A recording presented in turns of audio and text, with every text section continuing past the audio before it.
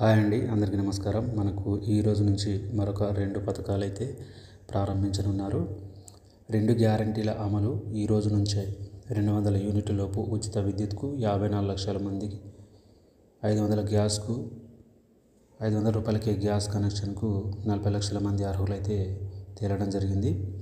ఈరోజు ప్రారంభించనున్న CM, deputy CM 500 రూపాయల gas, 200 యూనిట్ల వరకు ఫ్రీ కరెంటు పథకాలు మంగళవారం నుంచి ఈరోజు అమల్లోకి రానున్నాయి.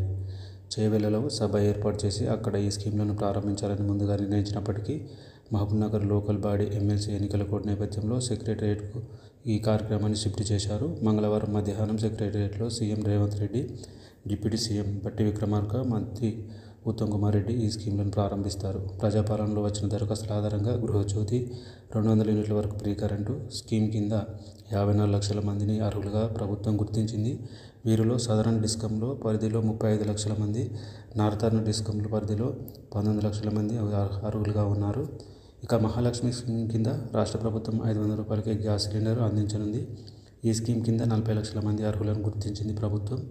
మొత్తం సిలిండర్ ధర ముందే చెల్లించాల్సి ఉంటుంది. అందులో 500 రూపాయలు సిలిండర్కు పోను, మిగిలిన అమౌంట్ లబ్ధిదారుల ఖాతాలో జమ అవుతుంది. రాష్ట్రంలో ఉజ్వల గ్యాస్ కనెక్షన్ లబ్ధిదారులు 11 లక్షల మంది ఉన్నారు. వీరంతా మహాలక్ష్మి స్కీమ్ పరిధిలోకి రానున్నారు. ప్రభుత్వం ఇప్పటికే కంపెనీలకు ముందస్తుగా 80 కోట్లు చెల్లించింది.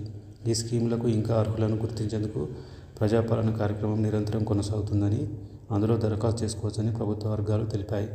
సో ఈ రోజు నుంచి 200 యూనిట్ల ఉచిత కరెంటు, ఈ 500 రూపాయలకే గ్యాస్ సిలిండర్ పథకాలు అయితే వర్తిస్తాయి.